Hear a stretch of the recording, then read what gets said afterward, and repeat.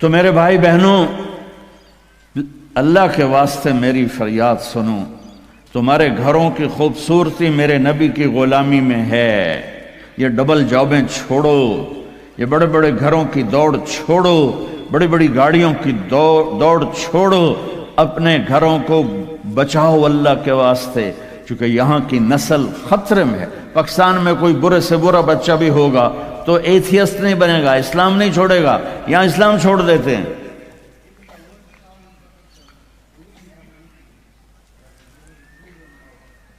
میں آپ کو اپنے گھر کی بتا رہا تھا، ایک بچہ مجھے ملنے آیا، کہنے لگا جی میں نے پورے پاکستان میں ٹاپ کیا ہے ایف ایس سی میں، اور کنگ جو ٹاپ کرتے ہیں وہ کنگ ایڈورڈ میڈیکل یونیورسٹی میں جاتے ہیں۔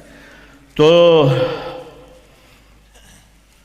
2 دفعہ میں خودکشی کی کوشش کر چکا ہوں، پلز کھائیں، گولیاں، لیکن وہ زندگی تھی، بچ گیا۔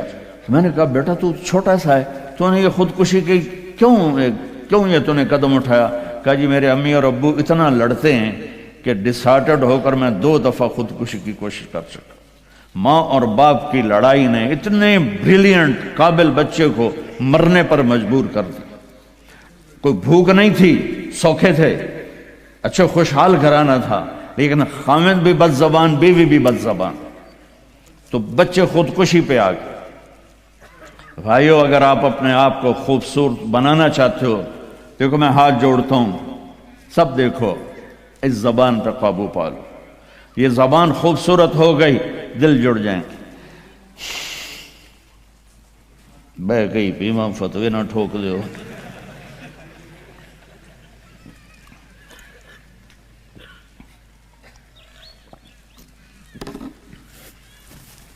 ہماری ایک دھوبن تھی ماسی شریفہ، 85 میں بیچاری فوت ہوئی، چھوٹا قد تو بڑی لڑاکی۔ تو وہ ایک دن آئی میری بہن کے پاس، کہنے کہ بی بی اے میری نوواں بڑیاں لڑدیاں میرے نال، 4 بیٹے تھے 4 بہن، تو میں نے کوئی تویز دے، چاروں میریاں نوکر بن جاؤں۔ میری بہن کو تو پتا تھا کہ لڑدی تھا آپ ہے، تو اس نے نا اسے کاغذ پر کچھ لکھا کے نا یوں کر کے نا اسے تعویذ کو رول کر کے، کماسی شریفہ اے تعویذ ہے بڑا سانپ کے رکھڑ آنا، جب تیری لڑائی ہونے لگے تو نے یہ تعویذ ایتھے رکھ کے چک مار دینا ہے۔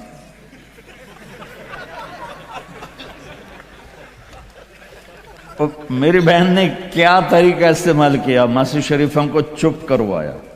اب تعویذوں کا بڑا مانتے ہیں ہمارے دیہاتوں میں، تو وہ ہفتے بعد آ گئی، کہنے کہ بی بی تو بڑا چنگا تعویذ دیتا ہے، میری تو ساری لڑائی ختم ہو گئی، کیونکہ ماسی شریفہ چپ ہو گئی۔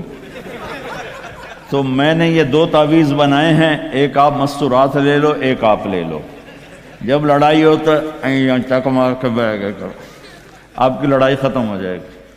ہائے ہائے، ارے میرے بھائی، قربان جاؤں اہل بیت کے اخلاق پر۔ امام زین العابدین کو گالی دینا نبی کو گالی دینا ہے۔ حضرت حسین جن سے نسل چلی، ان کو ایک آدمی نے گالیاں دی، ننگی، وہ یوں منہ کر کے بیٹھ گئے، ہائے ہائے ہائے ہائے۔ اس نے سمجھا کہ ان کو پتہ نہیں میں ان کو گالیاں دے رہا ہوں، تو وہ ادھر سے اٹھ کے سامنے آ کر کہنے لگا ایاک اعنی، اور میں تینوں گالاں کر رہے ہیں۔ آپ نے فرمایا وعنک اغضی، اور میں بھی تجھے ہی معاف کر رہا۔ تو ایک دم قدموں میں گر کے پاؤں چومنے لگا کہ بے شک آل رسول کے اخلاق ایسے ہی ہوتے ہیں۔ میرے بھائیوں، اپنے گھروں کو اپنے نبی والی زندگی پہ لاؤ۔ میرا سر میرا ساتھ نہیں دے رہا، میں تفصیل ویسے بھی نہیں ہو سکتی، اشارہ کر رہا۔ اپنے نبی کی زندگی پڑھو، اپنے نبی کی زندگی پڑھو کہ آپ نے اپنے گھر کو کیسے چلایا، کس طرح آپ نے 11 گھروں کو نبھایا، 2 مہینے چولہا نہیں جلتا تھا اور بیویاں قربان ہو رہی ہیں، یہاں سب کچھ دے کر پھر بھی لڑائیاں ہیں، بچے برباد ہو رہے ہیں، نسلیں برباد ہو رہی ہیں، چھوٹی چھوٹی باتوں پر اڑ کر ہمارے استاد صاحب تھے مولانا جمشید صاحب، وہ ہمیں بہت زیادہ سبق میں فرماتے تھے، جو ہار مان جائے گا وہی جیت جائے گا۔ ہار مان جایا کرو، جھک جاؤ، جھک جانے۔ میرے نبی نے فرمایا جو جھک گیا اور معاف کر گیا، میں گارنٹر ہوں اگر اس کی عزت کم ہو تو مجھ سے آ کے لے لے۔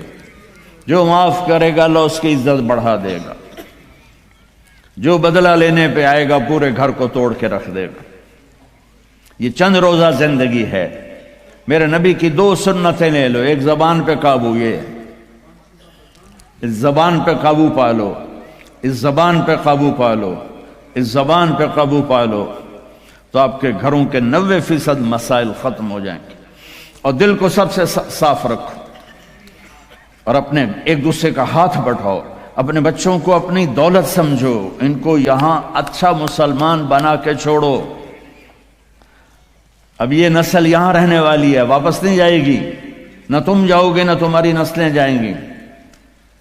ایک پٹھان کوئی بیٹھا ہو تو پہلے معافی مانگتا ہوں، تو ایک پٹھان کا خرگوش گم ہو گیا، تو لوگوں نے افسوس کیا کہ خان جی آپ کا تو خرگوش گم ہو گیا، تو وہ کہنے لگا ارے بھائی غم نہ کرو، ہم نے اس کو نسوار کھلایا ہوا ہے، جب نشہ ٹوٹے گا ہمارے پاس ہی آئے گا۔ تو تمہیں آسٹریلیا کی نسوار لگی ہے، تم پاکستان واپس جاؤ گے؟ نہیں جاؤ گے، ادھر ہی رہو گے۔ لہذا یہاں اس طرح زندگی سیکھو کہ آپ کی نسلیں اسلام پہ باقی رہیں۔ میں اس ایسے اداروں پر محنت کرنے والوں کو سلام پیش کرتا ہوں، فضیل صاحب کو، عاصم کو اور وسیم کو، اور اس طرح جتنے بھی کوشش کر رہے ہیں۔ دارالعلوم گیا تھا، وہاں دیکھا تھا، جیسے ابھی اب انہوں نے اعلان کیا ابھی ہر جگہ جب تم نے رہنا یہاں ہے تو یہیں خرچ کرو، یہاں ڈھونڈو کون زکوٰۃ کا مستحق ہے اس کو زکوٰۃ دو، یہاں ڈھونڈو کون ضرورت مند ہے وہ غیر مسلم بھی ہے تو صدقہ دو، زکوٰۃ مسلمان کو ہے، صدقہ دو، اوپر دو۔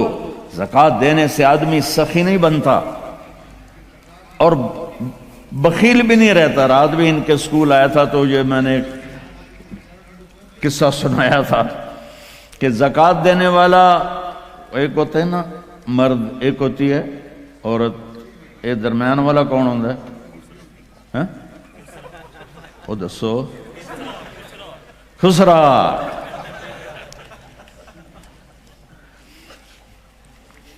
تو زکوٰۃ دینے والے جو ہوتے ہیں نا وہ بخل سے نکل آتے ہیں، سخاوت میں جاتے نہیں تو وچکارلے بڑھ جاتے ہیں۔ تو صدقہ بھی دیا کرو۔ خسرو پرویز ایران کے بادشاہ کے پاس ایک آدمی مچھلی لایا، اس کو بڑی پسند آئی تو اس نے شاہی جوش میں کہا 4000 درہم دے دو۔ بہت بڑی دولت تھی، جیسے $4000 سمجھو ایک مچھلی۔ تو اس کی بیگم نے اس کے کان میں کہا یہ کیا کیا ہے؟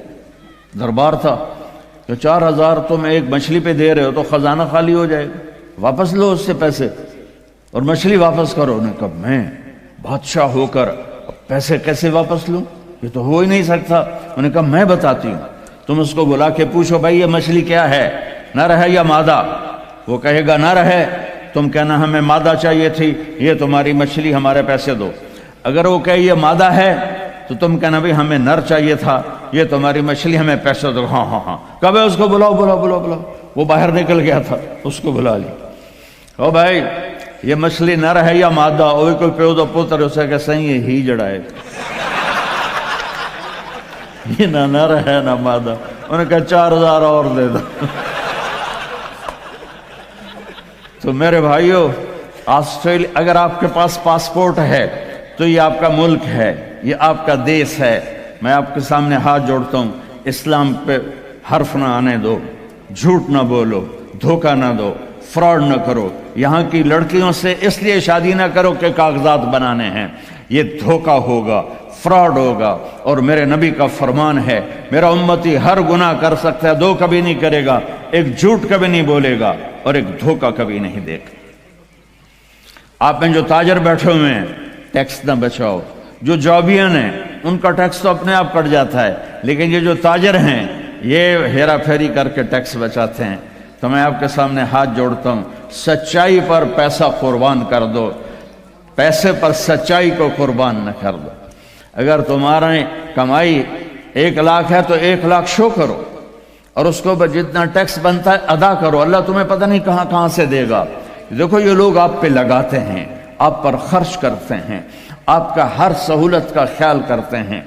آپ اسلامی ملکوں میں 50 سال بھی گزار دو تو آپ کو پاسپورٹ نہیں دیتے، آپ 4 سال گزارتے ہو آپ کو پاسپورٹ دیتے ہیں، آپ کو برابر حقوق دیتے ہیں۔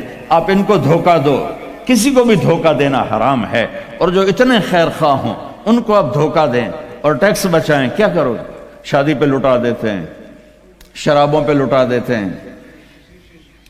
رزق حلال، شرابیں نہ بیچو، رزق حلال کماؤ، اللہ سے مانگو کہ اللہ میں توبہ کرتا ہوں میرے لیے راستہ نکال، اور پھر اس کی کوشش کرو اللہ راستہ دے دے۔ آپ ان کے ساتھ وہ انگریزوں کے دور میں نا دلی میں ایک وہ پک پاکٹ والا تھا، جیب کترا، تو اس کا چیلا شام کو 2 روپے لے کر آیا، تو اس نے اس کو تھپڑ مارا کہ صرف 2 روپے سارے دن میں؟ انہوں نے کہا استاد جی آج ایک بڑا مال چرایا تھا، ایک انگریز کی جیب کاٹی تھی، لیکن 4 قدم چلا تو مجھے خیال آیا سبحان کہ اگر قیامت کے دن عیسیٰ علیہ السلام نے میرے نبی کو گلہ دے دیا کہ آپ کے امتی نے میرے امتی کی جیب کاٹی تھی تو میرے نبی کو شرمندہ ہونا پڑے گا، تو میں نے وہ پیسے اس کو واپس کر دیے، اور یہ 2 روپے اپنے دے کپے تو اس نے خوش ہو کر اس کو 10 روپے انعام دیا۔ تو بھائیو دیکھو کل قیامت کے دن اپنے نبی کو شرمندہ ہونے نہ دینا کہ دھوکہ فراڈ۔